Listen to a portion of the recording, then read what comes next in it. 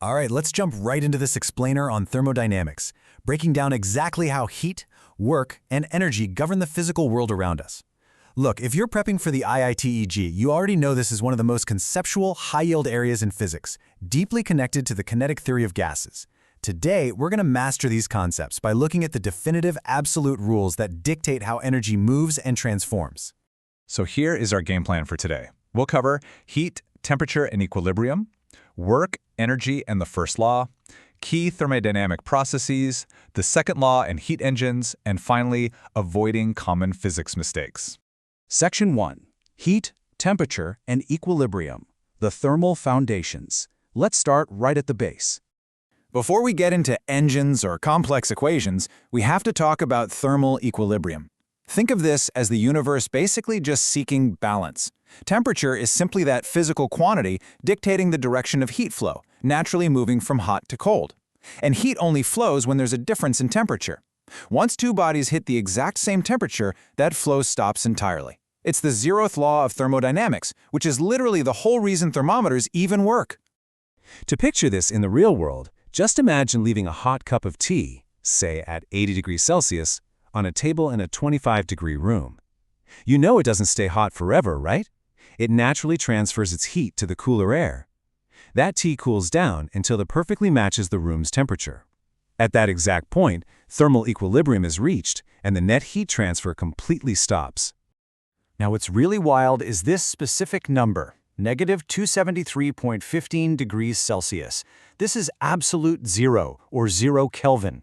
We're not just talking about a really cold day here. This is the absolute theoretical limit where molecular motion drops to its minimum, and the pressure of an ideal gas would theoretically hit zero.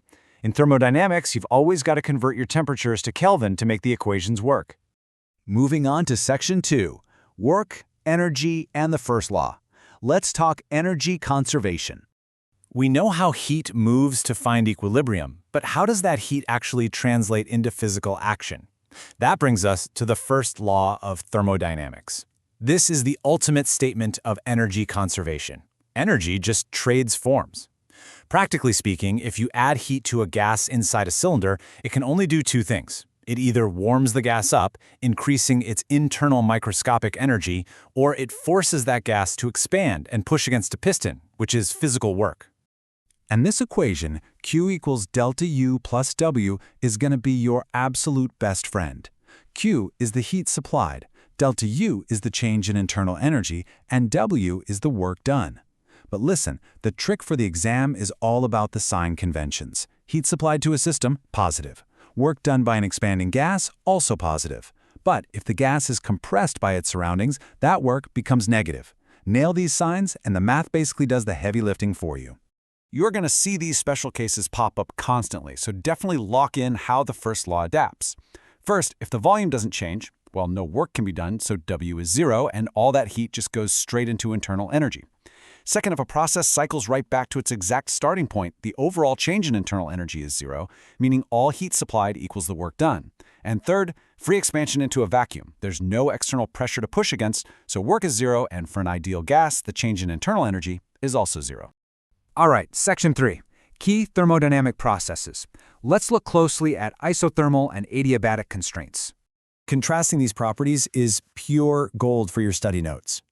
An isothermal process has to be incredibly slow to allow heat to constantly exchange and keep the temperature perfectly steady, obeying Boyle's law, where P times V is constant.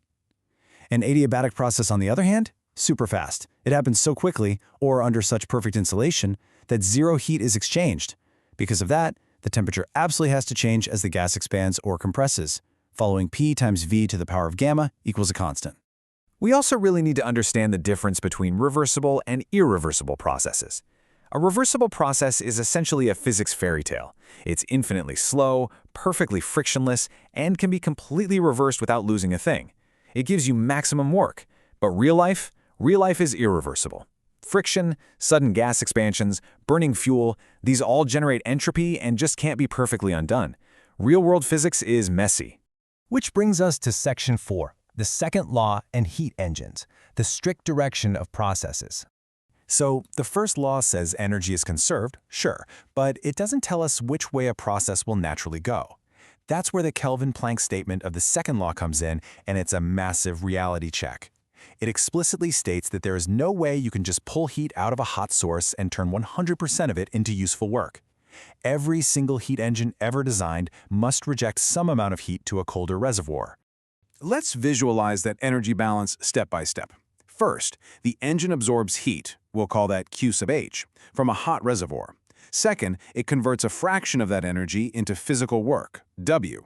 And finally, step 3, it rejects the remaining heat, Q sub C, into a cold exhaust reservoir.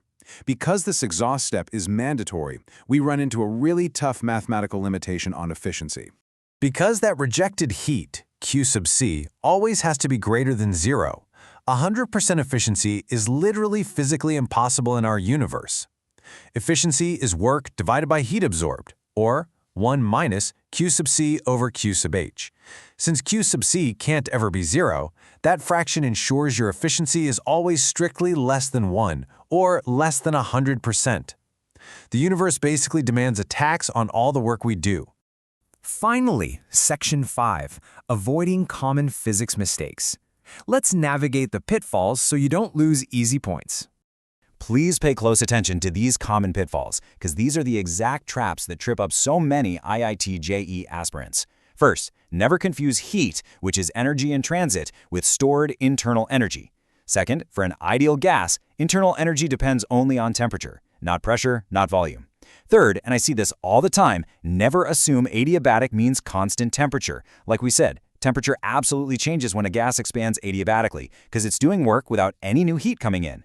Fourth, don't use PV equals constant for adiabatic math. You have to use gamma.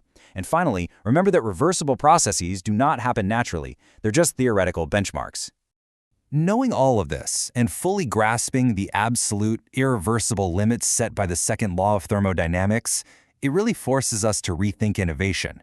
We can never, ever achieve perfect efficiency. So, the big question is, how do we build the future, maximize our usable energy, and design cutting-edge sustainable tech while operating strictly within these unbreakable physical bounds? It's a massive challenge, but mastering these fundamental laws is your very first step towards solving it.